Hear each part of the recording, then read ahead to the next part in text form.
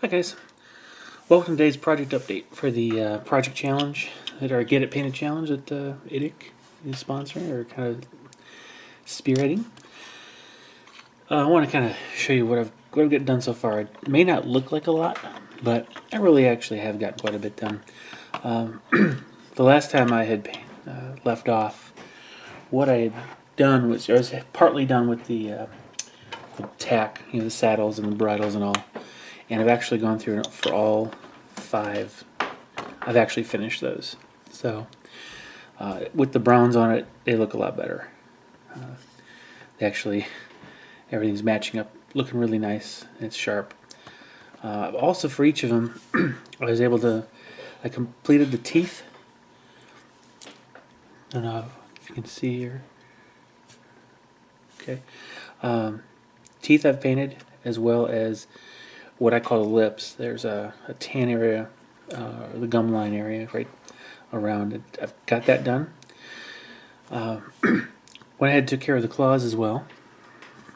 All these started on the gold for this one. That's one of the first things I had to do. Obviously, you can see I've done the base coat for the bleached sand for the weapon, and layered up a few different colors of blue, shades of blue, to get the effect I'm looking for.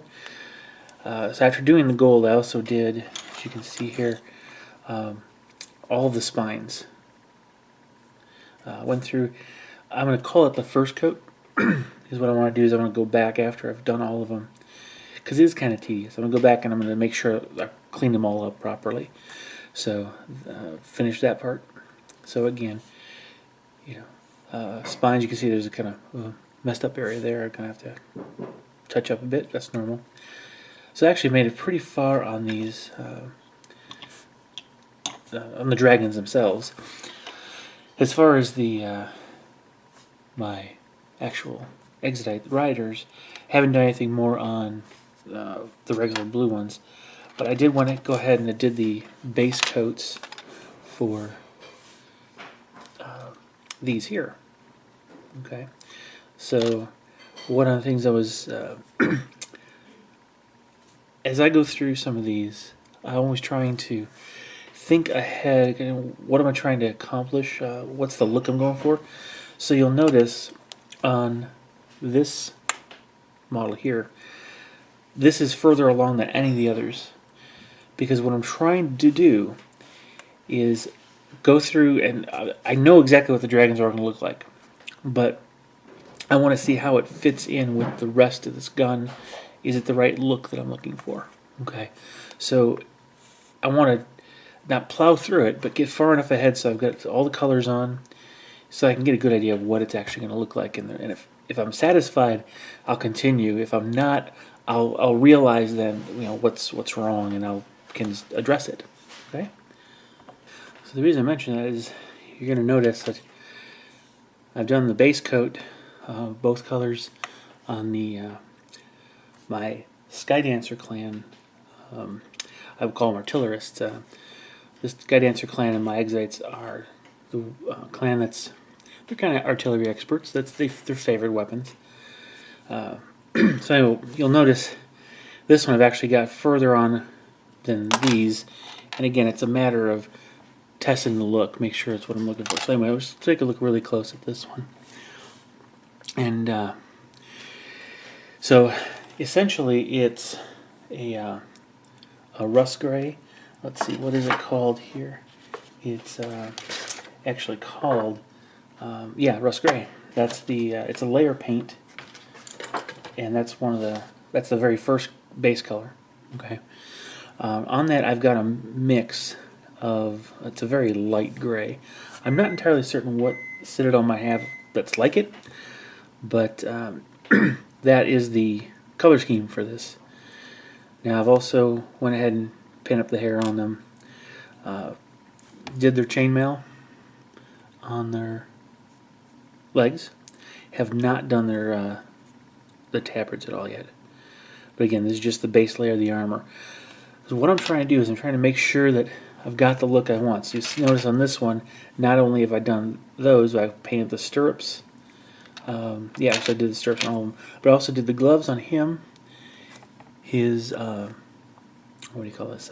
The flag, and I actually tried to do some of the, I guess, the initial attempt at the gold on what I'll call the filigree on his helm. I wanted to see if that would look good, so that's why I went ahead and did that. And I'm kind of pleased with the appearance, so I'm going to go forward with that. That's I've chosen the look there. So again, this is just a base coat, but still pretty. I'm pleased. I'm getting much further along. The really, that's the progress. I'm not nowhere near done, as you can tell, but I've got a good solid start on these.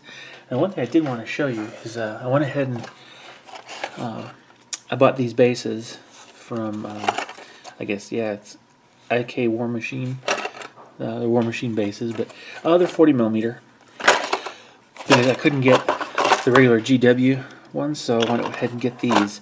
And what I intend to do, see, they're really about the same size. They're not materially different.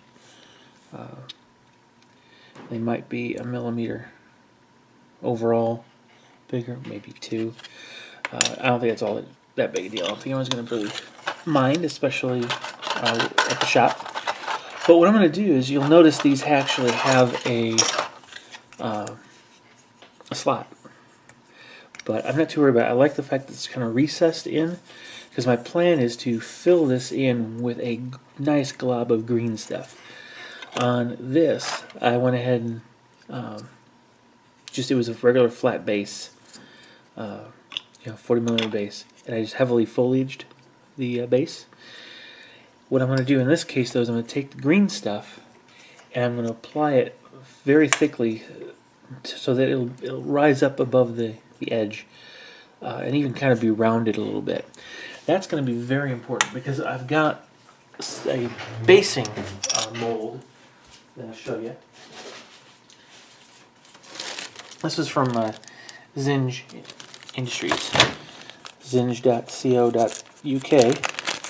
I don't know if they still have these, but they're called Basius, okay? And it's just a gray resin. It's a very tough resin, though. And the texture, this is a reverse textured. So you can see the depressions here for all sorts of leaves. See how well we can zoom in on this. You can see, hopefully, all the detail. There's nothing on this that is repeated, okay? And so the beauty of this is, once you've got your green stuff on the base, you'll lay it in there and press it down to get a nice textured base with some various high spots, low spots, and of course the foliage. This one, I forget which one this is called. I think this one's called, oh yeah, there it is, Forest of Deep Shadows.